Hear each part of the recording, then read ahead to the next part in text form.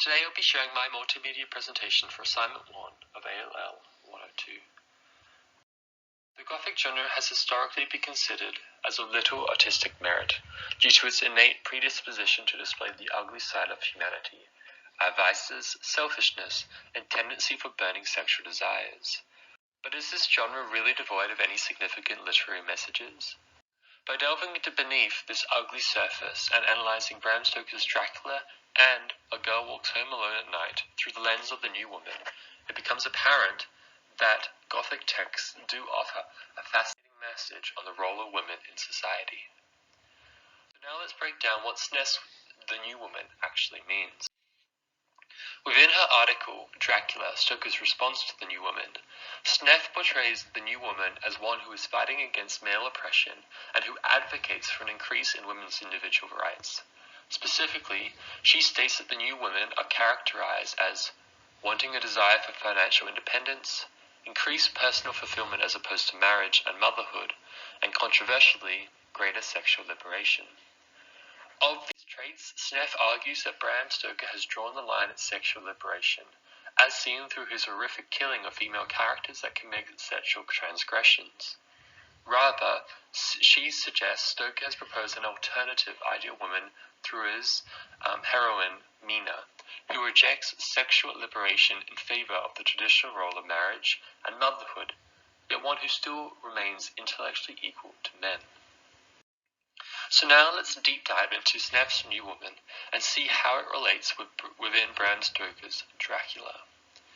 By analyzing Dracula through this New Woman lens, the novel can be seen to have two distinct parts.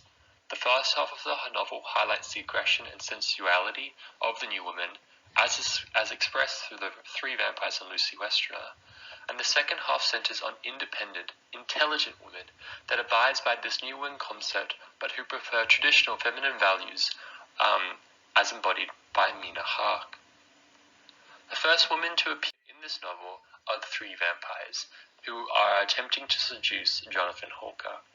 These vampires represent this New Woman as they are aggressive in their sexual behaviors. He states, "There was something about them that made me feel uneasy. I felt a wicked, burning desire that they would kiss me with those red lips."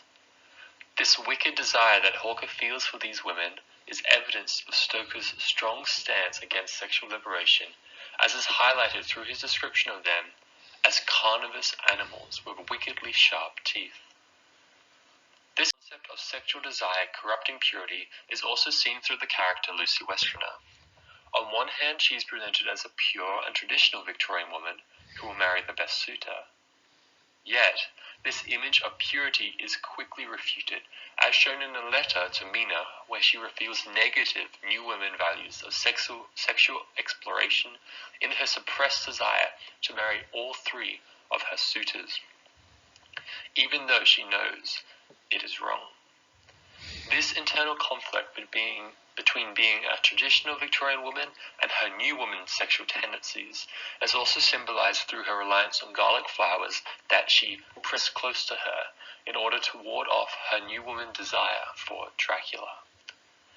In Stoker's eyes, the only possible response to this monstrous predatory sexuality by both Lucy and the three women is a horrific death. Instead of killing these female vampires in a traditionally conservative way, Arthur must take the stake and hammer it into her heart to liberate her. Yet not only does Stoker propose a cruel death, but suggests these sexual New Women's tendencies are so repulsive that it destroys all former love that these men had and makes them commit this terrible act with savage delight. Therefore, we can see the killing of Lucy and the three vampires as representing the destruction of the New Woman and the re-establishment of male authority. So now let's analyze this notion of the New Woman through a contemporary vampire movie in Amirpour's A Girl Walks Home Alone at Night. With the use of parody, symbolism, and humor, this film acts as an amazing parody on Stoker's Dracula and of his representation of women and the New Woman. Shot in a fictional town called Bad City, the movie follows the story of an Iranian female vampire named Girl who is on a quest for vengeance. Girl is the embodiment of all that Stoker feared the new woman would be. Powerful, sexually assertive, and independent. She is a female vampire with a vendetta against men, specifically men in positions of power who are mean and controlling to women. Filmed entirely in Persian, the film comments strongly on Iranian and Middle Eastern repression of women. For example, rather than covering up as religious Middle Eastern customs dictate, Girl uses the chador as a symbol of the new woman and her female power. This is shown in one scene when she rides down the street on her skateboard with the chador spread out like wings and her black veil flying out behind her, creating this image of an avenging angel, or the new woman, out for revenge.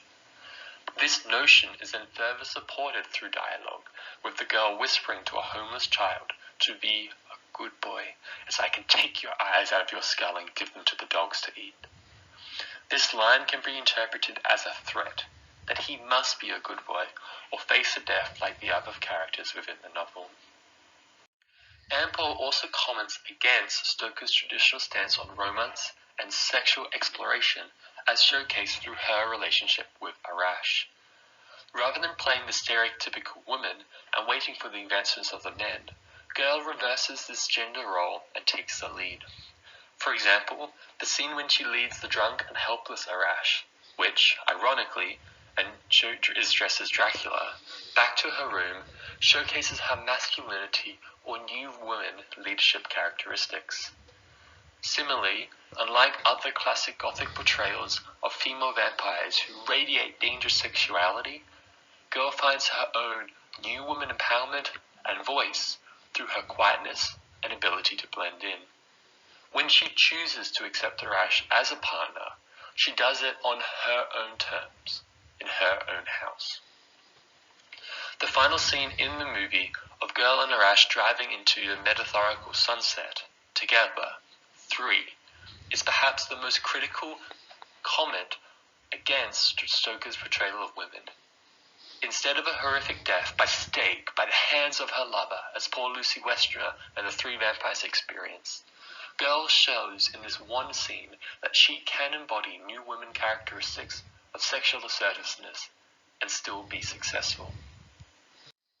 So in conclusion, as we can see after analyzing both of these texts, male oppression of women's rights is an ongoing issue.